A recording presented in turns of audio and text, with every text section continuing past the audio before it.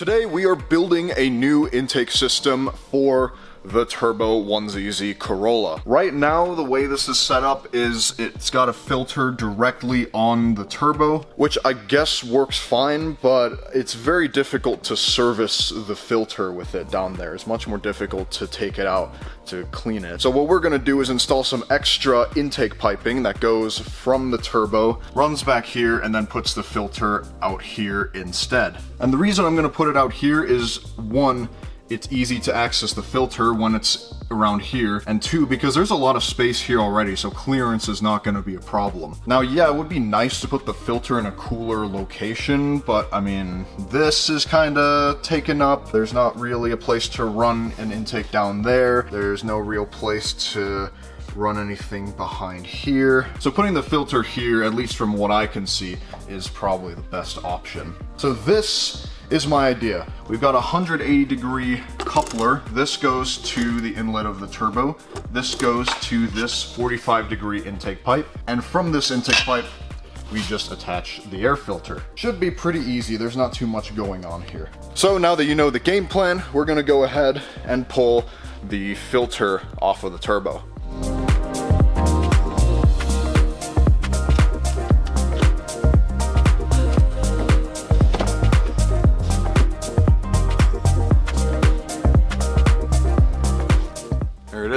Well, if you thought the air filter looked bad before, then what I've just done to it now made it look even worse.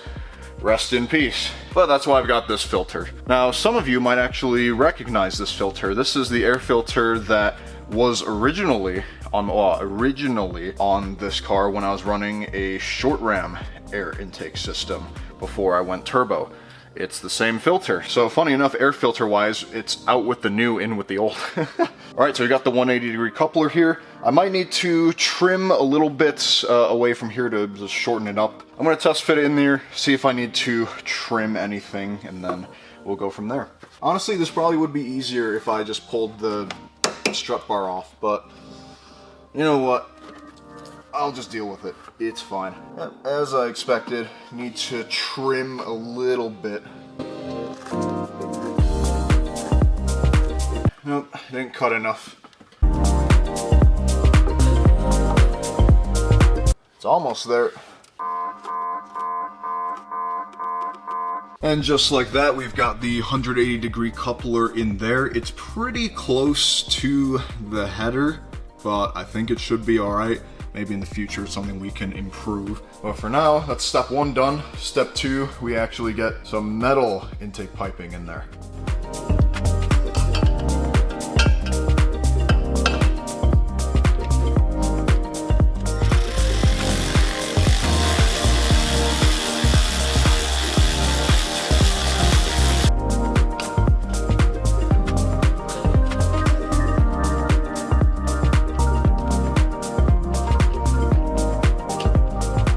Well, here it is. It's finished. It's not perfect. This intake pipe is kind of pushing some stuff back here, like this fuel line, water lines, I think a vacuum line's also under there. Don't look at this like the finished product. Look at this more like version 1. This is the first version of this intake, and in the future I will probably take all of this out and make something better, something that doesn't interfere with some of this other stuff. It's not like any of these lines, especially this fuel line here, are kinked or anything. They're just kind of pushed a little bit off of where they naturally rest. None of these lines should rub through or be damaged or anything. I just don't see that happening. But like I said, this is version 1. It's not perfect, it has some flaws, but it's functional. And the future will definitely improve on this. But this is the general look design that I'm going for here. Now when I need to clean the filter, or if something happens to the filter I need to replace it, all I need to do is just right here undo it, take it out. So it's definitely an improvement over having the filter down there. Plus with the filter up here, it shouldn't get dirty as quickly. So that's the main part of the video done. We've got an intake here and we're sorted. Now before I wrap this video up, I want to talk about a few concerns that some of you have mentioned to me in the comment section of the last couple videos on this car, that I want to address. First of all, the catch can. First of all, with the oil catch can, there were a couple concerns. One was the line running from the PCV to the oil catch can.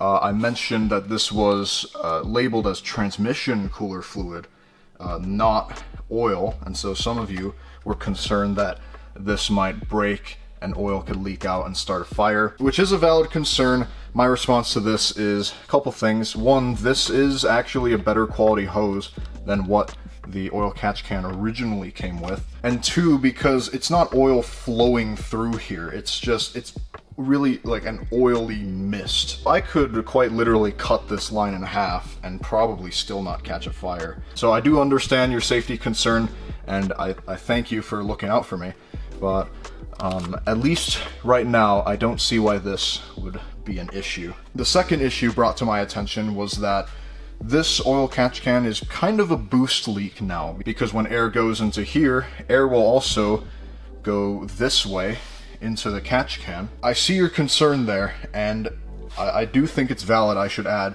a one-way check valve into here so that air doesn't go this way, air only goes out that way. Another concern was with the oil pan. Yes, I did RTV the oil pan incorrectly. I put RTV on the outside of the bolt holes, not the inside. I don't know what I was thinking there. That was a silly mistake that is probably going to bite me in the future. So I'm going to monitor it. Right now, it's not leaking, so I'm not going to pull the oil pan to fix it. In the future, it probably will leak because of that mistake. So in the future, when I see that oil starting to build up there, or it's starting to leak out, I am going to pull the oil pan off and RTV it the correct way. So thank you to those of you who pointed that out. Yeah, silly mistake. It is what it is. It's not leaking right now, but it probably will leak in the future, and I'll fix it then. An update on the wastegate situation. Before I tackled this intake project, I did go back and fix the wastegate. So I still have the boost controller in there. I have it set all the way back to 0, so the boost controller is not doing anything. And I have the wastegate set. The wastegate is way down there. It was a major pain to get to. I didn't want to take everything back out, so in order to get to it, I had to take my hand and some tools and kind of reach under here. I mean, the intake's in the way now, so I kind of can't anymore. I had to reach all the way down here and get my hand underneath the manifold. It was a major pain. It took more time than I would have wanted to put into it, just because of the more inconvenient location. And I really was kicking myself while I was working with that, but now it's fixed. You guys, don't worry. It's all good now. But I just wanted to point that out because some of you might be wondering what the story on that is. But yeah, the wastegate is fixed now, and you guys don't have to worry. It works properly now. I've set base boost to 5 psi. So now the car makes 5 psi from the wastegate. So now that it's set up like this, the car is making 5 psi. That's where I wanted to set my base boost at. I didn't want to go up to 7 or 8 right off the bat. And in the future, if I want to turn it up, then we'll reintroduce the boost controller into there. But for now, it's where I want it to be. So hopefully that answers your questions about this setup, and hopefully you also accept my response about some of the things I did wrong and what I'm going to do to correct them. With that being said, the intake is finished. So that is going to be the end of this video. I know we didn't do too much, but I did want to get this figured out because I really didn't like the filter being down there. If you're new to the channel and you want to keep up to date on the Toyota Corolla project, don't be afraid to hit that subscribe button. The channel has been explosive recently. It looks like we could hit 10K relatively soon, which just absolutely boggles my mind.